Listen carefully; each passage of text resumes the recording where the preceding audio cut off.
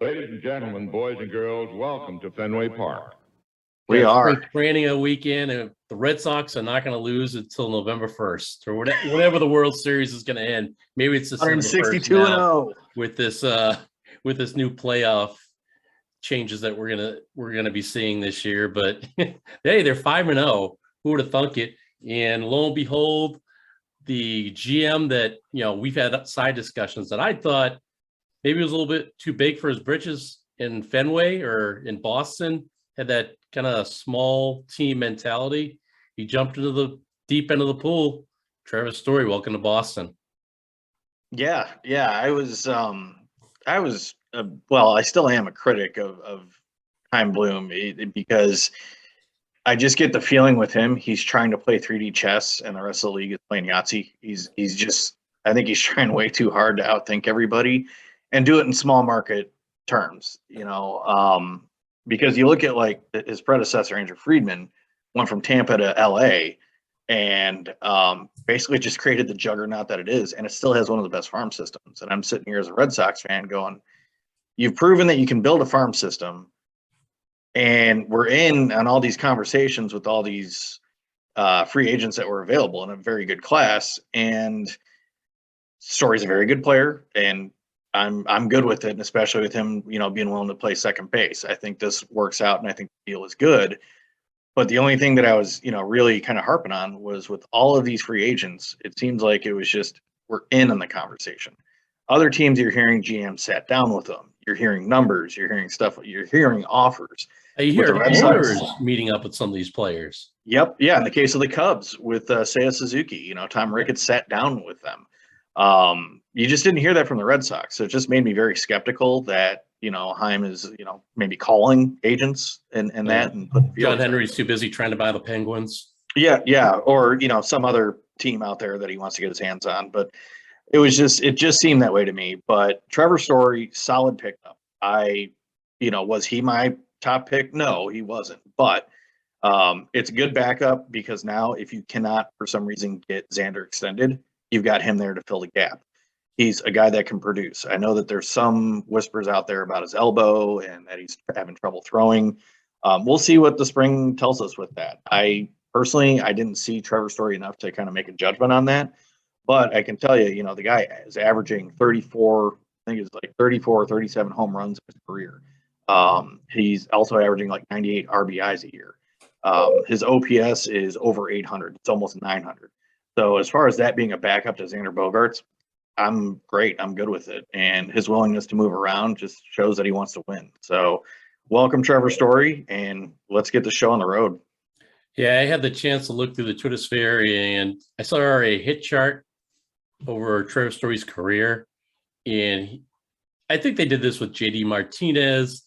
What other free agent, big time free agents that have come over the years? But they project them obviously to hit 40 to 50 home runs in Fenway Park. Not minding you that you don't have the altitude of 500,000 feet that they play at in Denver, Colorado. But I'm with you. I have to admit, I was on the fence with Trevor Story. He's a career 270 hitter, which surprised me with all the accolades that were going on to try to get him on board with. I mean, even the Yankees. I was looking at some of the boards on Twitter for the Yankees fans, and you think we're bad on Chaim Bloom? Oh, yeah, it is not good time to be a GM. Yeah, they're grabbing their pitchforks and everything over there with what's been going on with the Yankees, which I'm personally glad to see. Aging lineup with no pitching rotation. Now we look at our thing and we look at our starting lineup, and I'll be honest with you, Kiki Hernandez, who was probably had a better season than a lot of people would have forecasted. I totally forgot he was on the team. He's just such an under the radar guy, not like because there's so many superstars on this team. JD, Devers, the X-Man, Sale, the list goes on. But he's such an under the radar guy, and he's a great leadoff guy. So I see him as the number one. What do you think? Yeah, I think he'd be great as number one. And you're right. Kike Hernandez is one of those names that doesn't pop up right away, which is incredible because of the postseason that he had. I mean, I remember as it was going on last year, I'm sitting here going, this guy might be in the conversation for one of my favorite players of all time, just because of what he was doing in that postseason. And he's one of those guys that when the pressure's on, he seems to just rise up to it and will make the play and do what's needed. But I could definitely see him at the top of the lineup.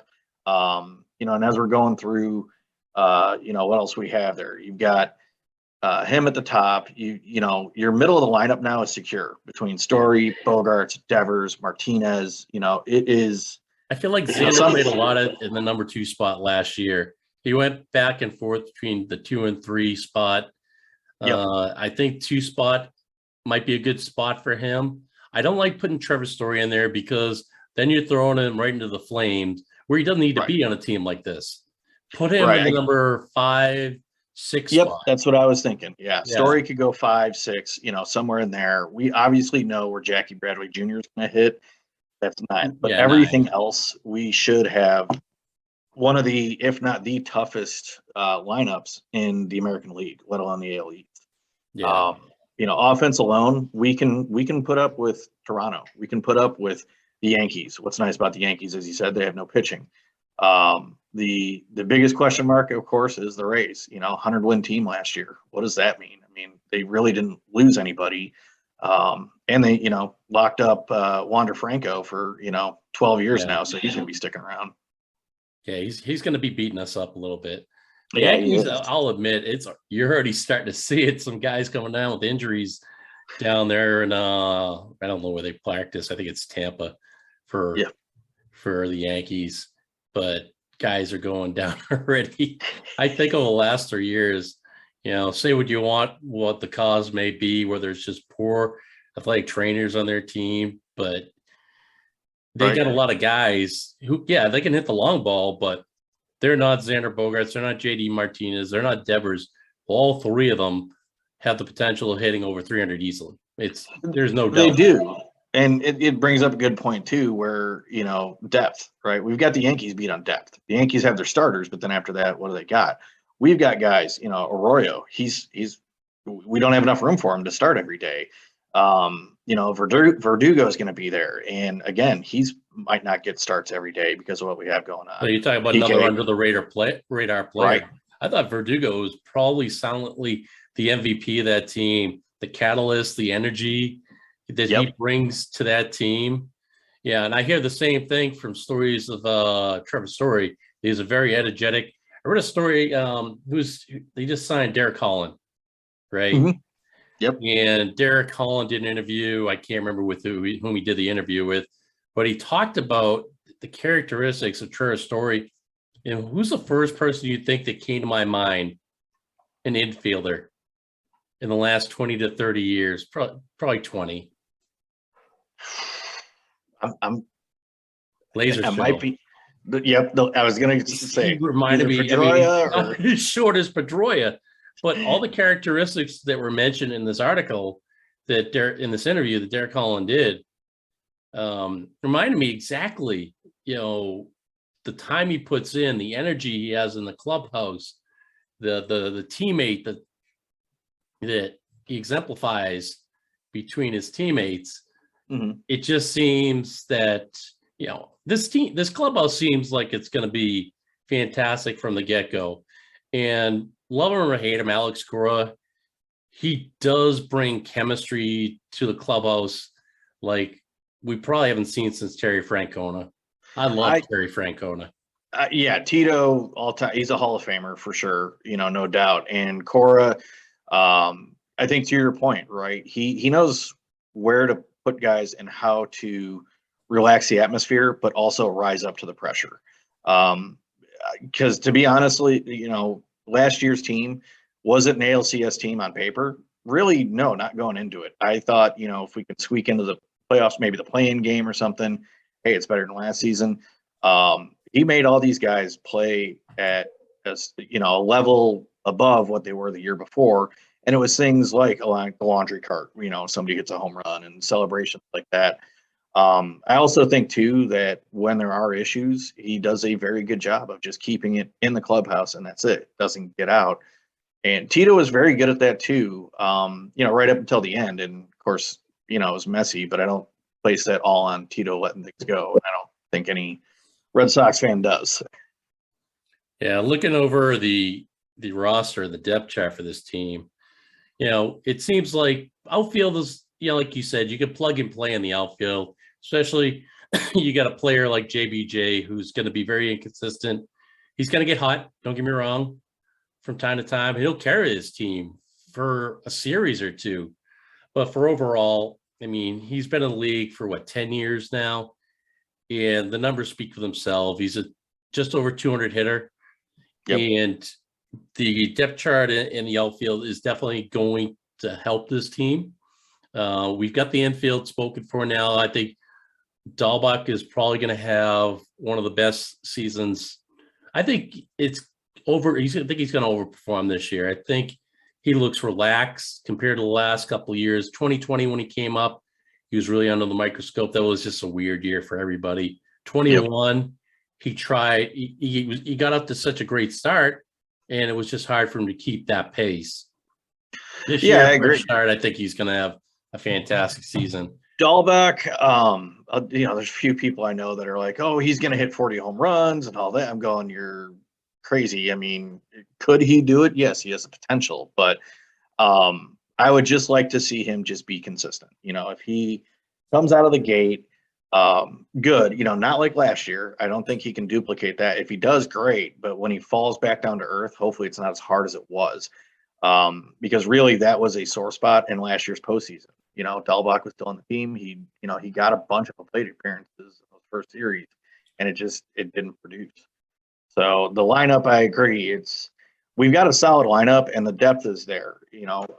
We picked up Travis Shaw, and I always have a soft spot for Travis Shaw. I just do. He looks like a softball player, but right. He's a softball player. He's a grinder. He's going to do whatever it takes. He can even play some first base if needed. He can play some third base. He's been in the outfield in Milwaukee. Being in Milwaukee, he saw a lot of different areas because that's what Kirk Counsell likes to do. And same with Jackie Bradley Jr. As far as the outfield goes, he was everywhere around the outfield when they needed him. So I'm not worried about anything like that. Yeah, if Jaron Duran steps up to spring training and gets a spot on the team going into the regular season, it's a game changer. It changed the entire vision of where this roster can be, because now you just pencil him every night. It's in center field, and he's like the second coming of Ellsbury, maybe. Right.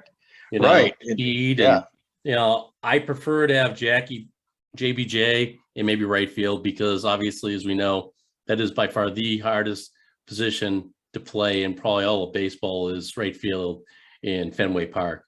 Yeah, I would prefer to see Kike more in center and JBJ in right more days than not. I think that's the way to go. And really, let's talk about the young guys, right? Tristan Casas has a real shot to be on the 40-man roster at the start of the season too. Duran, you mentioned. Jeter Downs is putting together, a pretty good spring. Really, if we think about it, as far as the lineup goes, if these younger guys really start playing, that just does nothing but good for us. If we have injuries, we can call them right up. If people are starting to produce, it's trade bait. And, as much as we don't want to see some of these guys go, the fact is we do have a logjam of infielders that are in the minors right now. And if all of them are anywhere near what they're doing, we can do that to help this year. And again, to the point I brought up earlier, Kempen can rebuild farm system. I don't think this is going to be like Dombrowski, where he's going to unload the farm system, bankrupt everything, and then walk away. I hope that Bloom is not falling in love with these guys and going to do essentially what the Cubs did with all of their guys. They held on to them, let deals go by. And before you knew it, they only had one World Series, all that talent, and then it just washed away. And now they're kind of starting over. And I really don't want to see that happen with us. Yeah, they're all over the place now. None of them, hardly any of them are in except Addison Russell. Is Addison Russell even in the Cubs still? No, he's not even in the league anymore. Yeah. None of them. They're all gone. Yeah, Um, he got into some off the field stuff and ended up over in Japan. So, that's right. Yeah. Ugh. but yeah, I don't think Um, other than David Ross, I don't think they have anybody from that 2016 World Series team. it's unbelievable. Yeah, I don't know if I want to say it's a worry, but my last issue maybe with this team is who's closing games out. I right. mean, I love Whitlock, but they want to stretch him out to a starter, which, okay, that's fine. I thought he was a fantastic closer. I thought that was the future for him, but please tell me it's not Barnes. I And honestly, I think that's the way they're going. it You got can't be. He Barnes, was you just got terrific last year. Salomura, Hernandez is still there. You've got some options, but bullpen by committee is definitely not the way to go. There's talk, maybe we can make a deal with the White Sox and get Kimbrel because we know we want to unload them. I don't want Kimbrel back. I'm sorry. No, either do He I. was great for a while, and then it kind of fell. And sure, he resurged a little bit, but I don't see that Even when happening. we won in 18, I had chest pain every time he entered into Who didn't, the right? game. Yeah, who You didn't? knew You he knew was he going was going to to give up something. release a couple guys on. Yeah, yeah, and I mean, I don't know what, and that could be honestly, it could be closer by committee until All-Star break when Bloom can do something and make it happen and get an established closer on somebody who thought they would be a contender. That could happen. That's interesting to see. The closer spot does make me nervous, but again, we've got arms, and we also have experienced veterans. Between Waka, Paxton, those guys. Would they be closers? Not necessarily, but they could get you at least to the later innings, and then you just throw somebody out there to try to get the outs at least. Yeah, I mean, we've got people who can extend the game. Connor Siebold, Yeah. who's the kid who looks like Chris Sale with all the tattoos. Oh my gosh, my depth chart just went away from me, but I know. Here we go. We got. We just signed Diekman too, and I like that signing. That was a good signing for Diekman. Tanner Hawk. Yep, Tanner Hawk. Yep. Yeah. Yep. We'll end on this note. I think, I was talking about the Yankees, already injuries piling up, and we have one glaring injury. To me, I'm not worried about it. Chris Sale going down this early, and it's not an arm issue. It's a rib issue, which, hey, at least he didn't crash it in have a motorcycle accident, I guess, right? Sorry, San Diego. Too soon. But Sale at his age, if he starts games mid-May, late May, just means he's going to be fresher throughout the year. Build him up. You got plenty of arms in the bullpen and the rotation. Who's to know? These guys start throwing really well. Pivetta looked great the other day. He looked in mid-season form. Forget about guys like that. Who he looked like Porcello last year, I thought. He had did. a great year. But I'm not really concerned about Sale because the injury's not arm related. Yeah, he's still a year away removed, I should say, from the Tommy John surgery. So he's still building up strength in that arm. Yeah, history's shown us anybody said Tommy John surgery is not right the next year. It takes the second and third year before that strength in that arm, and it's even better before they have the surgery. Yeah, I agree. The Sale injury, I'm not too concerned with. To your point, he's got more bullets in his arm for later on, and that's we need that. And really, to your point, right, with coming back with Tommy John, I think last year he came back. I don't want to say too soon, but I think he came back kind of too. I'll say it. He came back too soon. I don't want to say too soon, but I just think he was too juiced because, we were in the playoffs. He wanted to get back. He was pushing himself harder than he really should have. He was pushing for probably too. Right, exactly. And that's what led to it. Hopefully, he's kind of learned his lesson. But not only that, even if he comes back in May, as much as I don't want to see it, and I know other fans will probably, bitch and moan about it, but if he comes back in May and he's still, not feeling right, 100%, take that time. Keep working that strength up and come back. So that way postseason comes, you can be dominant like you were. And then, the following year you can compete for a Cy Young. It's still possible, and he's still young enough. All right. Before this Trevor Story signing, I'm not going to lie. I had them in front of Baltimore for second to last place in the division. Now, looking at this, I still see Tampa probably being, because they always seem to find Cy Young pitchers that just come out of nowhere. And Wander Franco, does he have the lineup around him like Tampa Bay used to have down there? No, they've had to let guys go with free agency too. I could see Boston running away with this with their rotation and the ability for this offense. As we know, you're going to put up numbers in Fenway, and especially with this lineup, Trevor Story being in now, they're going to be a 5 to 6 run potential game potential to put up 6 runs a game, I think, at Fenway. But it's a homer call, but I think you got the Red Sox, Tampa, New York fighting for second. Toronto, they'll have injuries. They always do. Yeah, they don't have much pitching up there either. They've got some guys just like we do in the farm system, but I don't know if they're going to come up and help. But their big thing is, they're able to put up the numbers.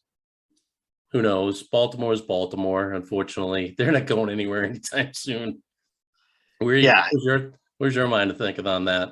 Yeah. So as far as the division goes, where are we at? I think Trevor Story definitely helps. Before the Story signing, I was thinking like you, probably 4th place, 3rd place, somewhere in there. And it's not to say that one guy makes that big of a difference.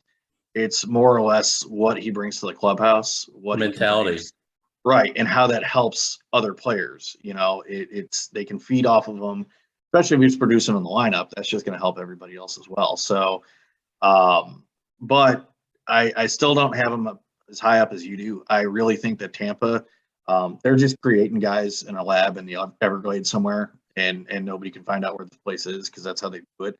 Kind of like the Cardinals in the Central. They have some lab in the Ozarks where they just create guys, and that's it. And I think that Tampa, again, is going to be right around that 100-win mark. And I think to win the division, it's going to be 100+ easily.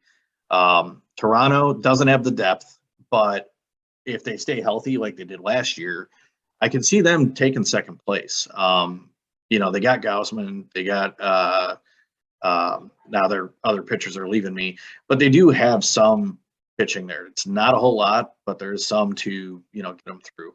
So I really see the Red Sox in 3rd place.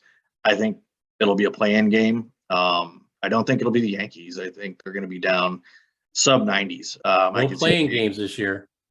Oh yeah, that's right. That's right with the new CBA. Yeah. But it did expand, so that does give the Yankees a chance still. Yeah. But I think overall, as far as the Red Sox go, I think the top 3, Tampa's going to be about 100 wins. I could see Toronto being probably in that 97 range.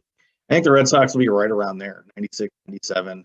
It'll be a tight race for sure. But I think, at the end, Tampa's just going to put it together and run away with it. Yeah, we'll see. I mean, it's where the prognosticators are prognosticating over here. Right. And who knows? You know what? Maybe the Orioles can catch lightning in a bottle and they can, jump up and, get 90 wins. Honestly, I'm only saying that because Baltimore, as much as they're in their division, those fans, they are good fans. And they do deserve a lot more than what they've been getting. Yeah. And they've got sensational, prospects in their tunnel, coming up. Yeah, top 5 farm system too. Yeah. So it'd be a shame to see. You want to see the prospects do. I want to see Wander Franco do good. I think not having the lockout saved baseball because the prospects throughout baseball right now, Bobby Witt Jr. out in Kansas City. I said Wander Franco down in Tampa Bay. We've got Casas sitting and waiting in the wings to go in at first base. Plus the guys who've come up in the last couple of years. The prospects are there, and it's rejuvenated the game. And it has, and even to think about it too, last year you had Shohei Ohtani doing what he did, and he didn't have Mike Trout since May. Yeah. Now Hopefully Trout can stay healthy, and then you have that. And maybe Mike Trout can actually get into the postseason. I Yeah, definitely don't want to see him in the ALCS, but he can at least be in the postseason. But yeah, that's what I'm interested to see too out west is what are those two going to do? yeah, I wouldn't mind LA.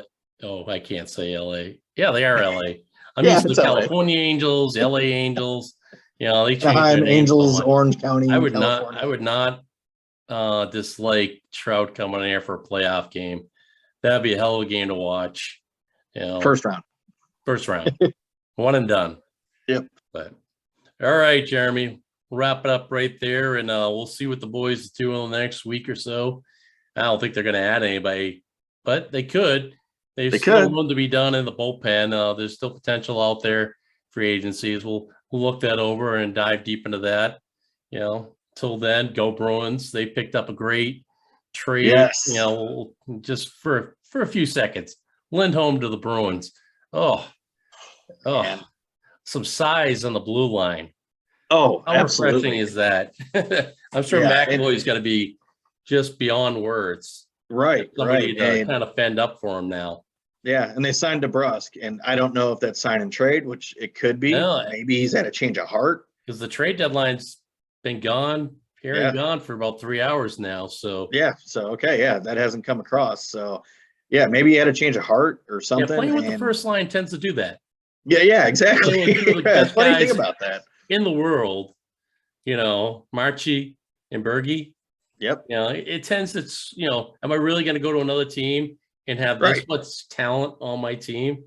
Right. And look at how Sway's playing. Yeah. I mean, you got Sway playing like he is. Allmark is being a solid backup, and that's great. My thing is, I really hope extension gets them up and home before the end of the season. If that happens, then I am a lot more comfortable with this trade. But even if that doesn't happen, we still walk away with the cup. It was worth it. I mean, he's a heck of a player. So I mean, I look at it this way. I mean, if you had drafted somebody, would you have gotten a guy like Lindholm? Jeff, Sweeney's not going to draft guys like that. You know that. No. I think I'm pretty sure that they did. Oh yeah, they picked up a kid from Ottawa too, another 6'5" defenseman. Oh yeah, that's right. And in that trade was one of the 3 prospects that we got in that 2014 draft. DeBrusque was the other. I want to say the defenseman that we sent off to Anaheim was the third. Well, but I'm probably wrong on that. But DeBrusque was the only person out of that. I mean, it was like 11, 13, and 15, those draft picks. And he'll never live that down, unfortunately. Even though people never gave him credit for getting rid of so many bad contracts that were left to him by I won't even mention his name. That who shall not be named. Yes. And well, you look at what's going on with the Blackhawks. As soon as they hit cap hell, they have not been able to come out from under it. And Sweeney's done a good job of that. I mean, is he the best drafter? No, but honestly, if he can make deals and get prospects and, keep youth coming in. That's one way to do it.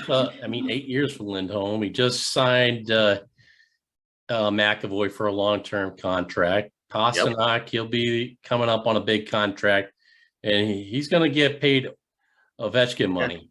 Yeah. So and we had Taylor Hall. That's gonna hurt a little bit. We signed Taylor Hall for a reasonable amount too. Right. So this team's got talent, and you lose the Bergie. I really don't think this is his last year. He looked so good this year. Yeah. But I see that getting done. But that's Bruins are the whole nother thing. Montreal tonight and worry about the playoffs later. And Patriots need to get their act in gear too. So they got basically a farm team ready to play for next year. We could spend another hour talking about that, but we'll leave it there. And till next week. Yep. So go Red Sox. Here we go. Yep. Go Bo Sox.